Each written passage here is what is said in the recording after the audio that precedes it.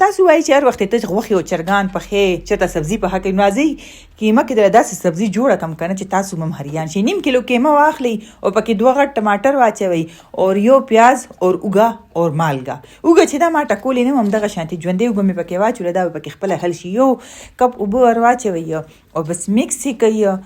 او رښتیا دې کې خو ما یو شی نه دی اچولی، هغه دی ادرک. را یاد شو نو ما زه زر به وله وټکوو ادرک، روږه خو مې وله ونه ټکوله، خو دا ادرک خو داسې دی که نه چې دا نه حل کېږي که ثابت مې ور واچولو. نو بس ادرک به پکې واچو او ډکن به پکې کېږدو او دلته به یې لږ شانتې په اوږدو پرېږدو.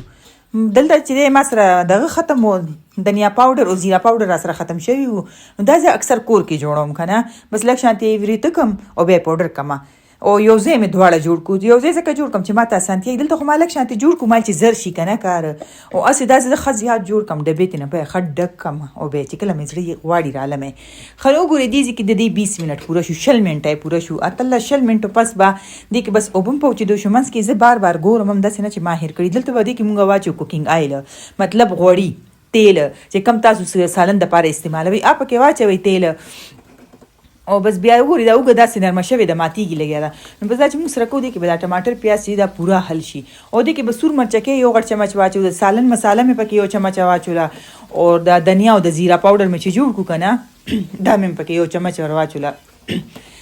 او بس دلته به یې ښه سره کوو ځکه چې دا غوښه چې کله سره نه شي نو دې کې بیا داسې کچه ذایقه راځي. نو دلته کې چې دا ښه اوبه وچېږي ښه سره شي نو دې کې به بیا مونږه نوره سبزیانې ایډ کوو. سبزي به مونږ څه پخوو، مټر به پخوو. نو دې کې ما اوس واچول مټر اور الو. که تاسو الو خوښي خو الو پکې واچوئ صرف، که نه مټر مو خوښي خو صرف مټر پکې واچوئ. مټر او کیمه هم ډېر خوند کوي، خو کور کې الوګان غواړي شوق سره.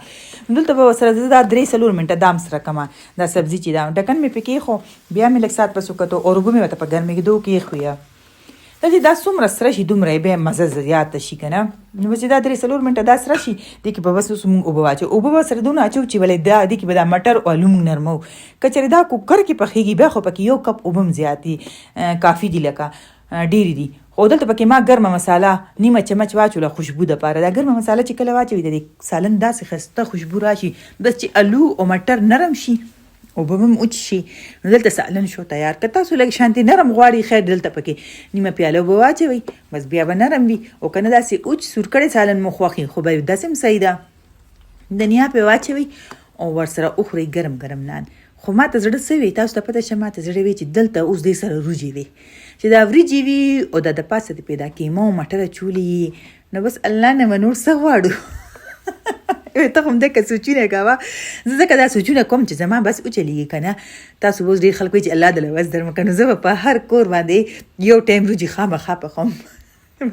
ښځو له به اسانتیا جوړوم چې دا وریجې ورباندې خوري که ناشته کې ورباندې خوري او که غرمې ورباندې خوري که شپې ورباندې خوري. خو خیر پرېږدئ، مټر کیمه آلو والا سالن شو تیار او آسانه طریقه، آسانه ریسیپي.